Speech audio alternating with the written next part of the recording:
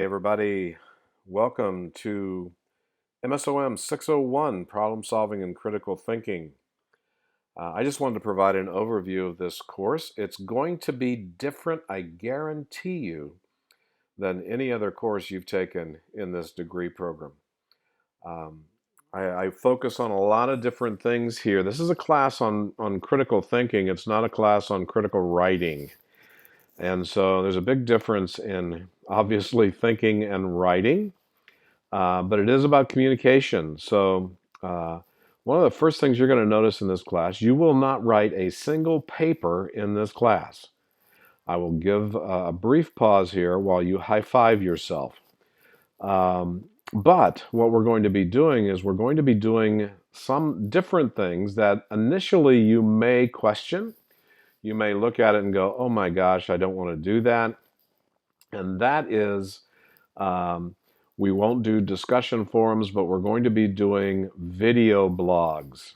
And so the videos that you will be doing are going to be required. Students do videos all the time now. They put them on Facebook, they put them, send them to their friends and family, and so on and so on.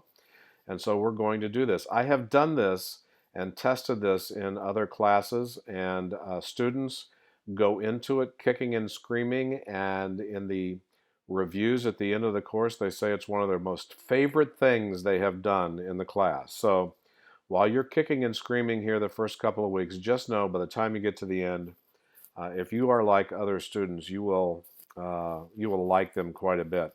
Okay? So I just want to go over a few things with the class just to show you how to do what we're going to be doing going forward, okay? So same thing here. Make sure you check the announcements in the class. I have an extensive use of announcements. Make sure you do course information so that you can look at the syllabus. By the way, don't pay much attention to the course map. We do that so that we help our accreditation partners out to be able to see how we link objectives and so on and so on. So it's really not needed for you in the class. Okay. So I just want to go over here and give you an example of what's going to be happening here. You're going to see the same type of setup. Make sure, and I'm going to emphasize this every week, I go into a lot of detail in the different overviews that I place each week. So don't just skip over this. I mean, most of the time, the first week is a little longer, but most of the time they're 5-6 minute videos. Make sure you look at them, you watch them, because that will highlight for you the things that you're going to be covering that week, okay? And then you'll see in the read and studies, there'll be textbook readings, there'll be textbook lectures, there'll be PowerPoints provided by the textbook publisher. And then each week you'll have a video that you have to watch that will highlight some of the key things I'm trying to get across that week. And many of them are TED Talks, some of them are other types of things. But you're going to have to watch them because they're going to be included in some of the due this week information. So make sure that you watch them, make sure you take notes on them as you go through based upon what we're going to be talking about that week, okay? So do this week. The first thing you have is a video blog introduction. So you're going to take a video of yourself, introducing yourself to your fellow classmates. And here's how this is going to work, okay? I clicked on that. You're going to see create a blog entry. You type in the title here, and then you will take a video on your iPhone, or you'll take it on your computer, or however you decide to do those things. And here is the way that you can get your video. Now, I want to make sure that a lot of these videos, sometimes you have some trouble uploading them and so on and so on, and I know that. I get 1 or 2 challenges at the start of the class, and then students figure out that they have to have a .mov file or a .mp4 file or so on. But here's how you can add your video. All right, so I'm going to hit this plus down here, and you say insert local files, and then you can go find your MOV file or your MP4 file, and you can click on it and it will add it. Now, sometimes this is going to take, depending on the length of your video file and the strength of your internet connection, sometimes this may take a few minutes. And so I would encourage you when you do that, don't just be sitting there watching like I'm doing right now, watching the dots scroll across there, go get a cup of coffee or something and put it in there. Then if you have any challenges with that, make sure that you let me know. But overall, that should be a pretty consistent way of you getting your videos into into the video blog post. Now, there are other tools that you can use. If you have a YouTube account, you can actually upload a YouTube video. See down here that you can upload that YouTube video in there. Or Blackboard and CSU have coordinated with Kaltura Media to provide um, uh, video from Kaltura. So you can actually save your video into Kaltura, and there's some tutorials that I can share with you if you'd like to be able to do that as well. Okay? So that's going to be a key part of that going forward. Okay? And then as soon as you get that, you can post it. Now you're going to see I've already posted my introduction here. I happen to do this via Kaltura.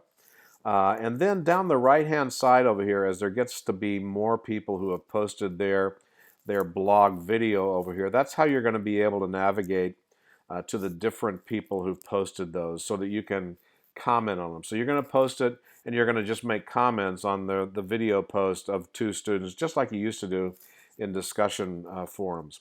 Now, one of the key things, again, as there gets to be 2 or 3 or 4 people up here, you're going to see an arrow up here, and that's how you can scroll to the different people and the different video blogs that will be available for you. Okay, so the first week, if you have some issues or some challenges with that, make sure you reach out to me, because I've seen kind of all the issues that students find with those, and we can work our way through those as well. All right, so. First week you got 2 video blogs, much like you used to have 2 discussion forums. Now here you're going to have short answers. Now don't mistake short for brief, okay? I want to make sure that you're focused on good detail, but you're just not writing these in the form of an APA paper. And so you'll also see as you go through this course that critical thinking involves 3 critical words: what, why, and how. And that's going to be explained in the TED Talk video in week 1. And so you're going to see me talking about what, why, how throughout the course, all right? So it's important that you begin to embrace that very early on. And then for short answers, I have a template that I'd like for you to use. So let me click on that so you can see what that template looks like. And so you're going to have your name up here, short answer, and then in week 1, it'll be week 1. And then for each question, I want you to bold it like that, and then provide your detailed, heavy emphasis on the word detailed, response to those. If you use any references to support some of your stuff, you can include that at the bottom of the paper. But every, hear me now, every short answer exercise needs to follow this particular template, okay? And then the next thing is, I want you to name your files this way. So SA stands for short answer. If your name is Jones and you're submitting your lesson 6 short answer, the file will be saved as a Microsoft Word document, not a PDF. It'll be saved Jones SA for short answer 6. Week 1, if your name is Britt, it'll be Britt SA1. Okay, so make sure that you do that. It just makes it easier for me to find them if you have any questions on them. And then finally, this is a new thing, and this is not video. This could be just typewritten. It could be a video if you wanted it to. But what it's going to be is a conversation between you and me.